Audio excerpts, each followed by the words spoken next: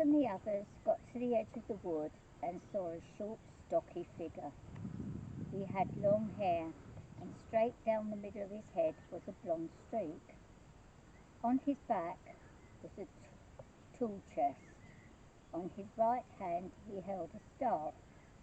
On his left arm he had a tattoo of a tree. "Where did he get his tattoo from?" asked Paul. "It's a birthmark. All the people of his tribe are born with the mark of the tree." His face was that of a young man, not a man of his years. That's another trait. They don't age very quickly. So enough about his background. Let's catch up with him. Oak had just reached the middle of the woods.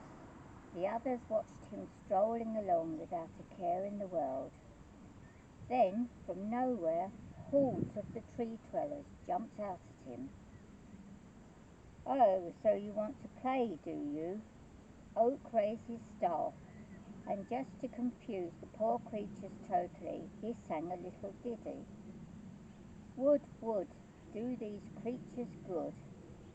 Then without another word he cracked one under the chin, then swept the legs of another one away, and it crashed to the ground with a bump. One of the creatures pushed a trident at Oak, slicing his arm.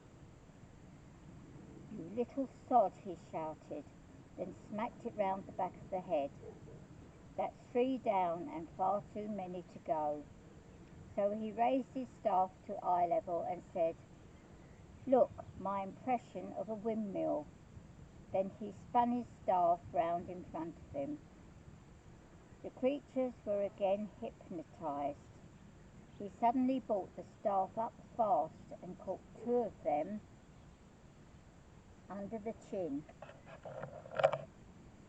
The tree dwellers decided they had had enough of Oak's games. 3 of them grabbed the staff from behind his back and hung on to it for dear life. Oak didn't have enough strength to pull them over. Then one, unfortunately for Oak, grabbed his leg, overbalancing him, then all of them fell in a big heap of arms and legs. The others just stood there and laughed. "Don't you think we should help him?" asked Paul.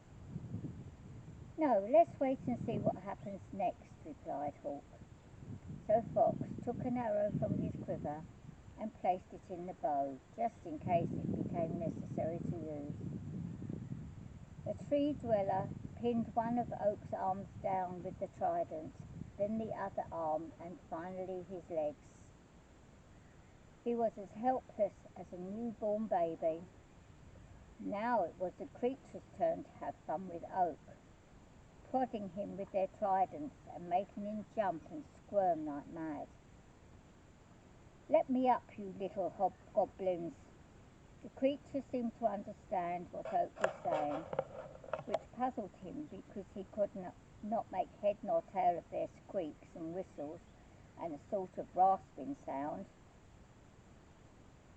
They seemed very put out by what Oak was saying. Just then, one of the creatures raised his trident above Oak's neck. He was just about to strike when Fox said, "It's time." "For what?" asked Hawk. Pulling back on his bow, Fox released the arrow. It flew straight and true, hitting the creature so hard that it knocked the tree dweller sideways and killed him instantly. "For that, Oak's had enough," said Fox. "Now we go and get Oak out of his problem. Paul and I will start with that lot."